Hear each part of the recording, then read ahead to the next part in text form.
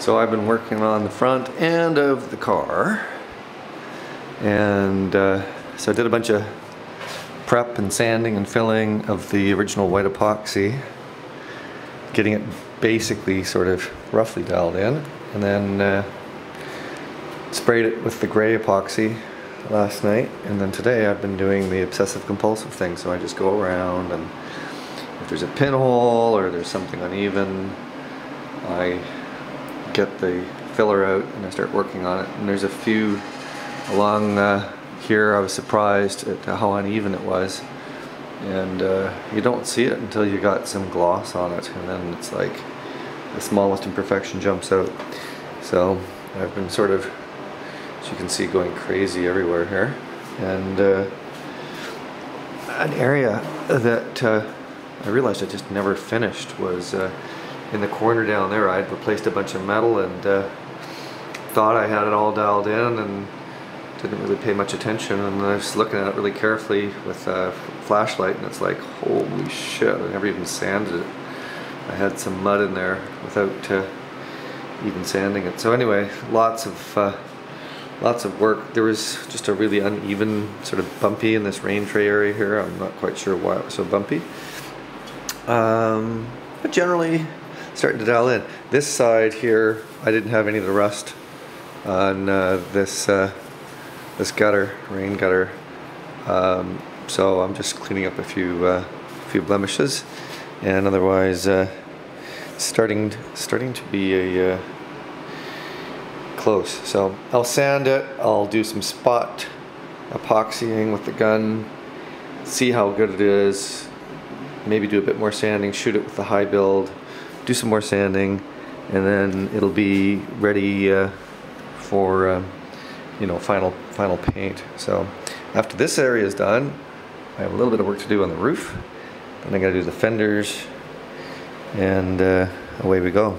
So anyway, I'm happy it's down to revisiting the engine bay and the smoothing process, which is the most fun because my engine's going to be in there and I'm going to be looking at it all the time. So anyway, well, we got the high build primer on. It was a bit of a disaster. In fact, I let it sit for a little bit because I'd oversprayed it, you know, in all these little nooks and crannies. You either get too little or too much because there's no nice flat surface to work against. But I had a few little runs and I've sanded them out, which is fine. But I let the paint sit for about 20 minutes, and I forgot that the high build primer sets really fast. Once you mix those two parts together, you have to spray it or throw it out, and it gummed up the gun, and then I had to clean the gun halfway through the paint job. And anyway, got it done.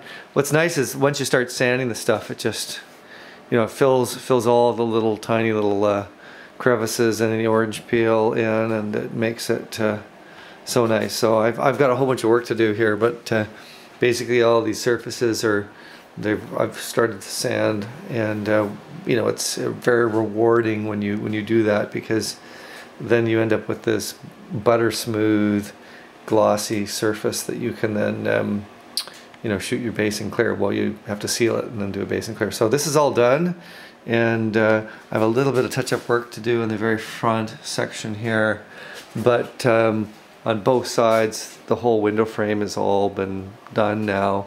So I've just got the roof to do, which is pretty much, you know, there's a few scratches in it, but the paint otherwise was never really buggered around with, and I'll just sort of DA sand it down, and then I'll prep it and paint it, and that'll happen really fast. So this is good. I'm going to get ready for base and clear in the new year. Woohoo! So here's a bunch of badges and labels and things. This is aftermarket, and from Mark 1 Auto House, and this is the original one that's a little bit worn, and you can see that the colors are quite different. What's interesting though is I had another Kevin, another VW Vortex member, brought me an OEM, like original NOS, in the bag. I haven't taken it out of the bag, but that's the correct front GTI.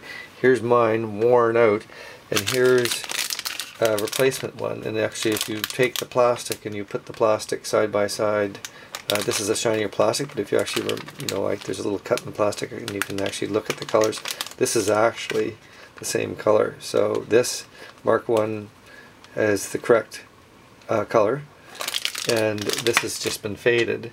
This is faded, and this is not the correct color at all. The camera makes it look a little greener than it is, but it's anyway. I'm going to get the color codes correctly done on a spectrum analyzer, and then I'm going to get some paint mixed up, and I'll let you guys know what the right color is for those that are trying to redo their grills or redo their badges. Okay.